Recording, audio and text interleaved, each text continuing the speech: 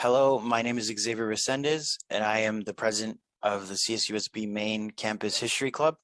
And hello, my name is Andrew Hunter, and I am president of the Palm Desert branch of the History Club. And our presentation today is on the history of the disability rights movement. I will first be discussing Camp Jened. Camp Jened was a summer camp for individuals with disabilities. The camp was open from 1953 to 2009. The camp is known for the start of the disability movement in the United States.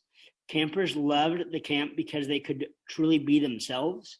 Larry Allison, a prominent figure from the camp, had this to say about the camp: "The problem was not the people with disabilities, but the people without them."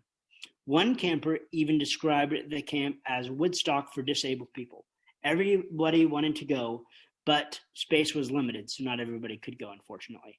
The campers and counselors could all relate with each other as they were so close in age. This helped people not feel awkward. For instance, Lionel J. Woodward was a counselor at the camp, and he did not have a disability, but as an African-American male, he faced similar challenges as the campers. Both African-American and individuals with disabilities were sometimes denied access to certain places. The disability movement and the civil rights movement started around the same time and shared many of the same goals, ensuring equal opportunity for all Americans. Camp Jened helped bring many people together and helped inspire a generation of disability right activism. They started to think about fighting for their rights. One of the main people was our speaker today, Judith Heumann. One of the most formative movements of the disability rights movement came about in 1972 in New York City following the Nixon administration's initial veto of the Rehabilitation Act, with Judith Heumann at its head. 80 disabled in action activists sat on the Madison Avenue in New York City, New York, to advocate for the passage of the Rehabilitation Act.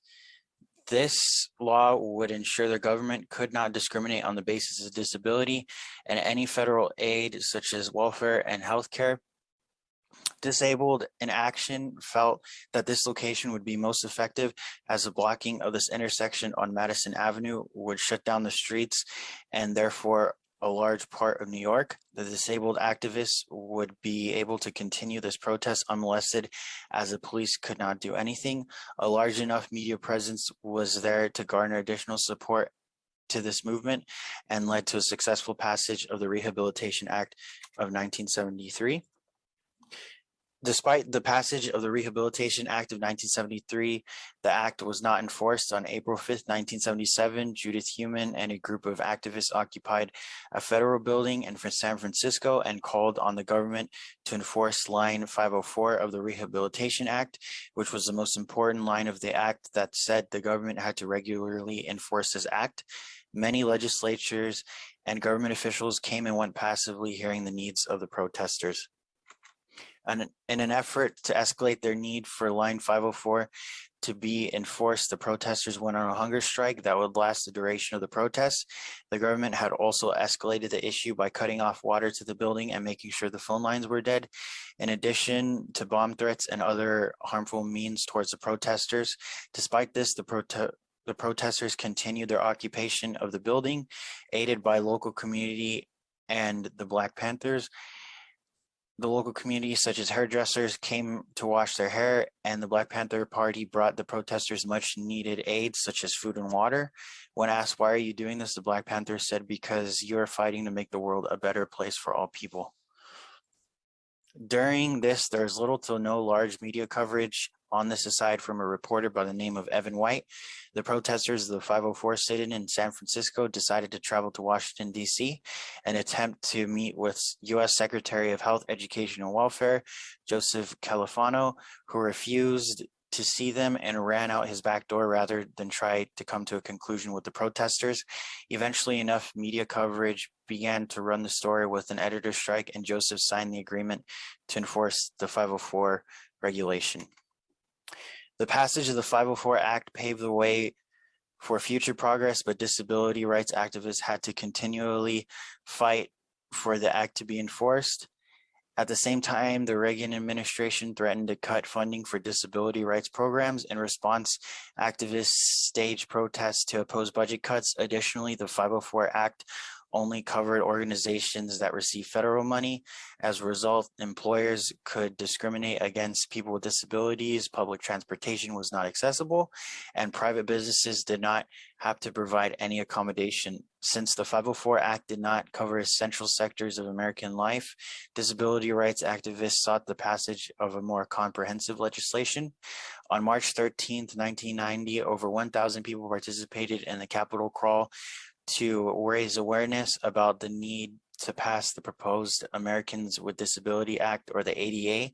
When the marchers reached the steps of the Capitol, some of them crawled to the top of the stairs without the help of their mobility aids. Their compelling physical demonstration underscored how inaccessible architecture creates inequalities for people with disabilities.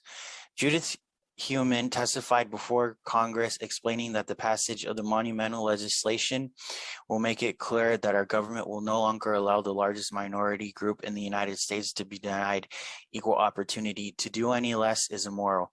Shortly thereafter, George H.W. Bush signed the Americans with Disabilities Act into law on July 26, 1990. As the brief history demonstrates, the ADA came about from decades of protest and activism by those in the disability rights movement, becoming one of the most significant pieces of civil rights legislation in U.S. history. The American with Disability Act prohibits discrimination against individuals with disabilities in all areas of public life, including jobs, schools, transportation, and all public and private places that are open to the general public. The law was passed to guarantee that all people with disabilities have the same rights and opportunities as everyone else.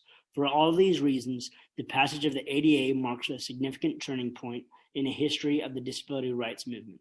Although the ADA marks significant progress, much work remains to be done.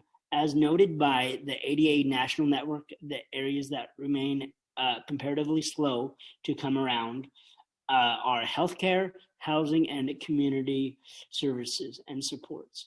John Wooditch, the retired Chief of Disability Rights section of the Civil Rights at the U.S. Department of Justice, notes that I can go into a new building and still find barriers.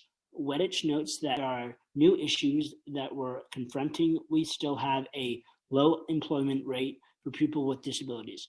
We have to solve that. The federal legislation in place and building up the example of disability rights activists, we can continue to work together to ensure all Americans have equal opportunities to participate in American life.